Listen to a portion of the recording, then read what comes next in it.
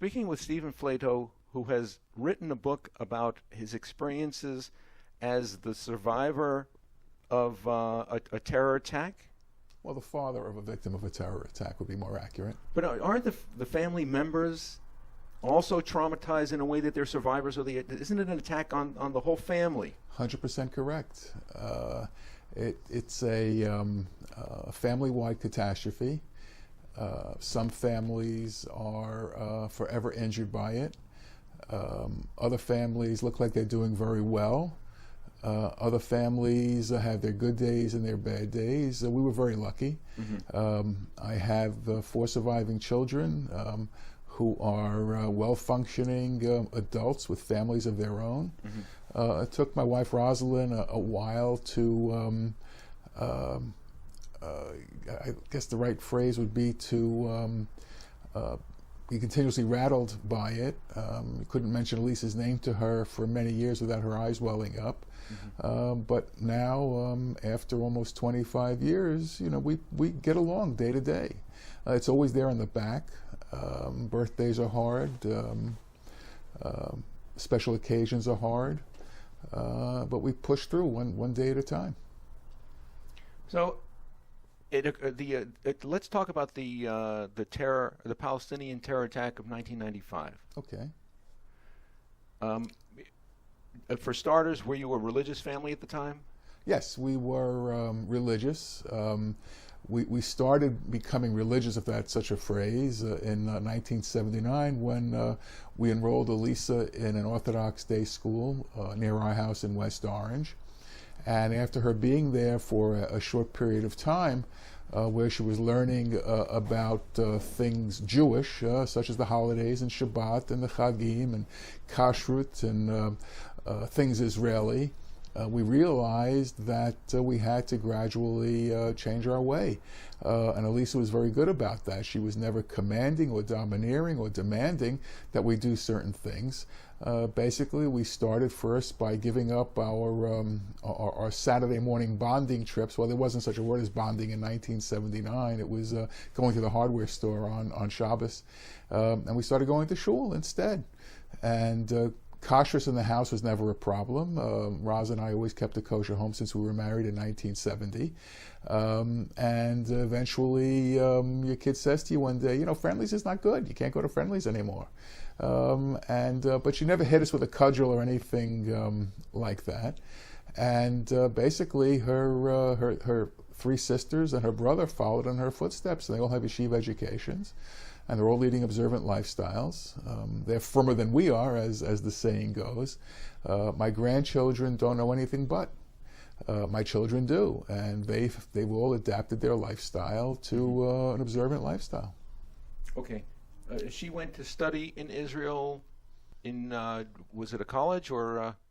In January 1995, she was in the middle of her junior year at Brandeis University. And what she had done over the previous 2.5 years was cram the equivalent of 3 years of classes in that 2.5 year period. Mm-hmm. So Brandeis gave her a leave of absence for the spring semester of 1995, mm-hmm. and she enrolled at Nishmat in Jerusalem because she wanted to study at a higher level than she would have gotten at a gap year program. Mm-hmm. And she was having the time of her life. She was living off campus with several other girls from different countries. She was able to sneak off to the Kotel when she wanted to. She loved going to the Shuk. A few days before Pesach in 1995, she was going on vacation to Gush Katif, which was then under Israeli control. Mm-hmm. And the public bus that she was riding in was rammed by a van that had been parked alongside of the road. The van exploded, killing Elisa and 7 others. Over 40 were injured in that attack.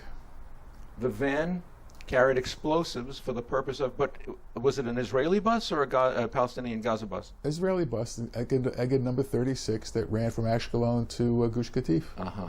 Gush Katif, which Israel sacrificed for ostensibly to show the Palestinian neighbor worthiness, as that they don't need to be occupied for Israeli protection.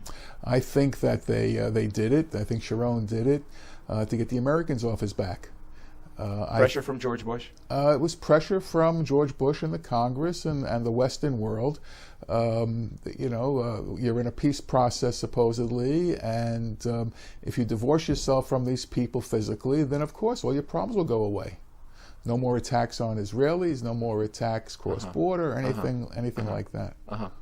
Why do you suppose that after the disengagement, the Palestinians kept, not only did they destroy what the Israelis left them in terms of synagogues, houses of worship, and factories, industry, greenhouses, why did they then step up their attacks from closer to the population centers from the border? Well, I think the answer lies in their constitution, their charters, and their seals. If you look at an image of the seal for Hamas and for Islamic Jihad, it shows a map of all Israel.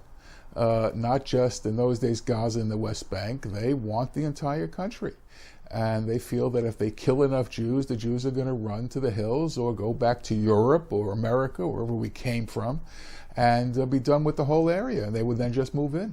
So what did you learn about who funds the Palestinians? And I say both Hamas in Gaza and the Palestinian Authority in the West Bank.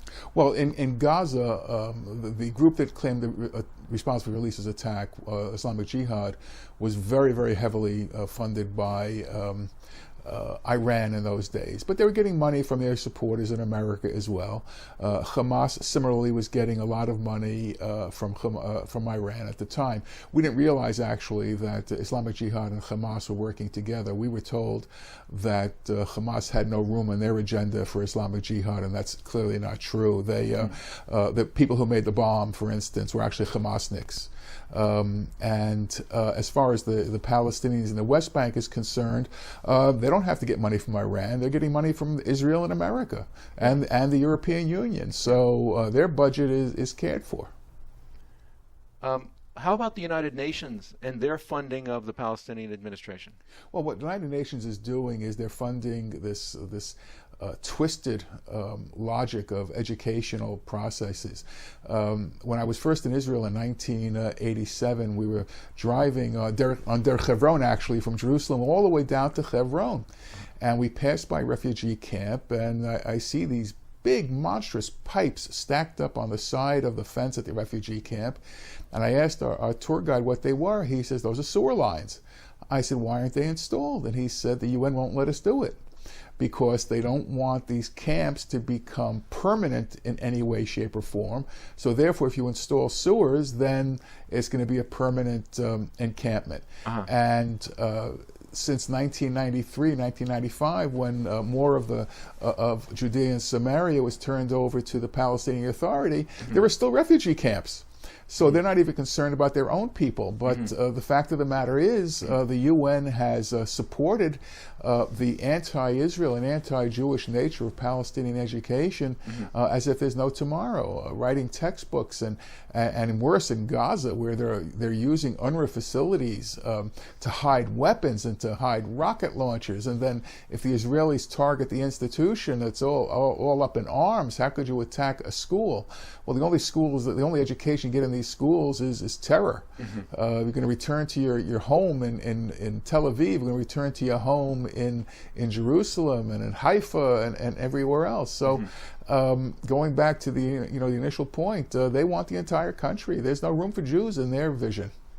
Yes. Well, isn't this an underlying inconsistency with the notion that they would accept any part of anything less than all of Israel in an ultimate resolution? Well, I think that Arafat had once said that, in Arabic at least, that he was going to conquer Israel in pieces. Not peace, but in pieces, one bit at a time. And we're hearing something very similarly from Mahmoud Abbas, who is in the 15th year of his 4-year term, as I like to say, as president. He feels that if he can make an inroad in Jerusalem, if he can make an inroad anywhere else in Israeli-controlled land, that then there'll be another incremental change. And I watched his performance at the UN Security Council the other day, which was truly a performance, blustery. You lose a lot because of the translation, but gesticulating with his arms and holding up fake maps and data that are distorted and not cognizant of the truth, and blaming Israel for a lack of progress in the so-called peace process, and asking why the Americans cut their funding. Well, the answer was very simple. The Americans cut their funding because they were paying prisoners, terrorists in Israeli prisons. So the American administration gave them a choice. Either we keep funding you, but you can't pay terrorists, or we're cutting that money out. And they did. The Palestinians made a choice. Now they have to live with it. There are a number of American families who have been impacted by Palestinian terror in Israel, both Jewish and Christian. Taylor Force as an example. Yes. Is there an association, or any, and I say association in a less organizational way, is there a connection between victims' families who've been killed by Palestinians? No, we have never created something in America. You know, America is a large country. And I've spoken what country? A large country. A large country. I've spoken to people who live in California who lost children in Israel. I've spoken to people in Pennsylvania who've lost children in Israel. But being able to put together any type of association is, I would say, next to impossible. We're just too far spread apart. There's no way to hold any type of organized programming, and right. And on top of that, we may not be interested in doing it. Everyone has to, come to grips with their loss, and I will tell you that there is politics at play also. I mean, the Palestinians don't pick their targets based upon the religiosity or the philosophy of their victims. So, for instance, a few years ago, an American had made Aliyah, Richard Lakin, was on a bus in southern Jerusalem, and he was stabbed to death and I think shot in the face by a Palestinian terrorist. He tutored Arab boys and girls. He tutored, and so we would come at cross purposes, I fear, and I respect people for that. I have no qualms with that at all. Where I do have qualms with some Israeli organizations, where they bring together parents of terror victims in Israel and dead Palestinian children. Equating a child who was killed in an Israeli defensive operation with a child who has been kidnapped and stabbed to death alongside a road in central Israel. And the Palestinians are always very big about condemning terror and condemning violence, but they'll never say that in a Palestinian neighborhood. They'll never go into their own mosques and say, "What are you people doing?" It's a good show, and a lot of education still has to be done for people to understand that while there may be casualties on both sides, there's no moral equivalency. Unlike other families who have suffered the loss of a family member or loved one, in your case, being an attorney, you took some initiative. What did you do? Well, being an attorney really had nothing to do with it. I was in my office one day, and someone called me on the phone and said, "Did you see this new law that had been passed?" This was in 1996. It was the Anti-Terrorism and Effective Death Penalty Act that gave American citizens the ability to sue state sponsors of terrorism. I had known already that Iran was the leading sponsor of terrorism and responsible for some of the money that went to Islamic Jihad, but I didn't know much about the subject matter, how to bring the lawsuit, etc. So someone matched me up with an attorney in Washington, D.C., Stephen Perlis, and we met a couple of times. We outlined what we thought the road would be. We figured that if we went to court, it would be a 10 to 15 year legal battle with the Iranian government. And I said, you know what, let's do it. Let's try to hold these people publicly accountable. And this is the summer of 1996, and Steve looked at the statute, and he said, there's holes all over it. And sure enough, he checked the legislative history, and we learned that the State Department was actually opposed to the provisions that we were trying to utilize. There's a doctrinal law called sovereign immunity, which means that a sovereign, a country, a state, cannot be sued in another country's courts. There are some commercial exceptions to that, but this was something bold and brand new.